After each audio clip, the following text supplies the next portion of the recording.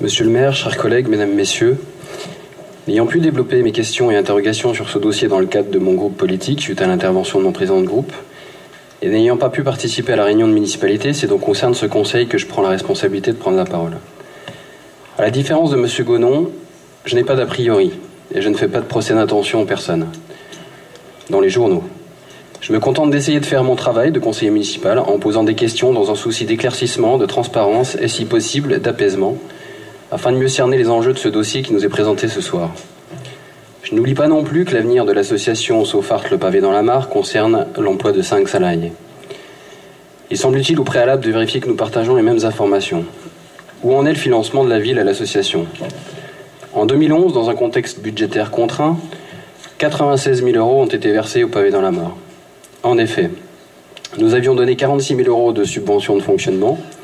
Il faut rajouter à cette somme 50 000 € correspondant à l'acquisition par la ville de l'œuvre des Dalles de Gilles Picouet en délibération du 7 juillet 2011.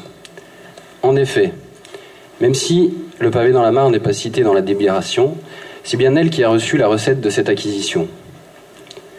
La vente de l'œuvre a permis d'améliorer ponctuellement la situation financière du pavé, et je ne connais pas le montant de la rémunération de l'artiste.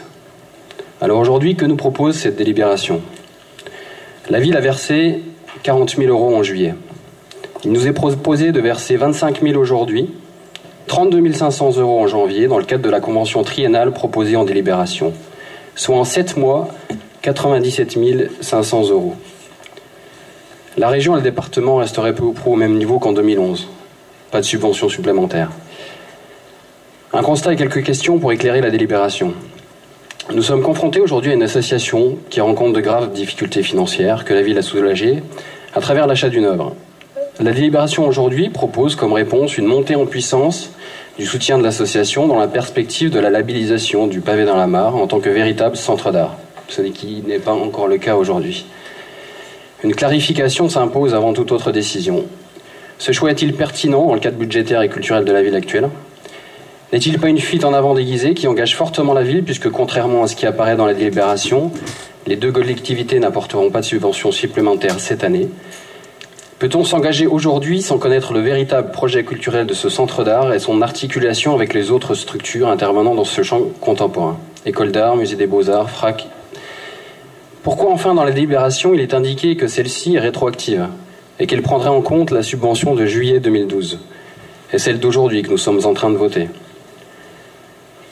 Il y a également, il me semble, une inadéquation entre l'objectif que la ville se donne et les stratégies de l'association. Je ne m'appuie que sur les 2 derniers bilans que l'on a transmis. D'ores et déjà, ne peut-on pas s'interroger sur le décalage qui semble apparaître entre les objectifs de l'association et la lecture de son compte de résultats sur 2 ans ?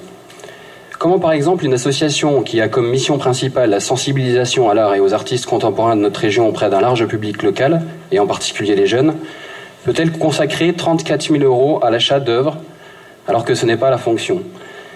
Ou une location immobilière en Chine de 12 500 € et 37 600 € de frais de déplacement sur 2 ans. Si la résidence d'artistes de notre ville est un outil certainement intéressant de médiation, en quoi la résidence d'artistes en Chine, comme cela est évoqué dans la Convention, répond-elle à cet objectif ? En conséquence, il me paraît utile de faire une proposition pour sortir par le haut de cette situation.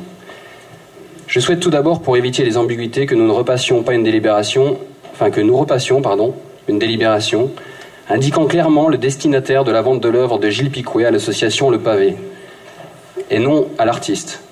Je propose une réécriture de la convention avec l'association dans le sens d'un recentrage de ses missions et son activité sur le territoire, sur la ville et sur la région, en relation avec les partenaires culturels publics, FRAC, école d'art, musée, bibliothèque.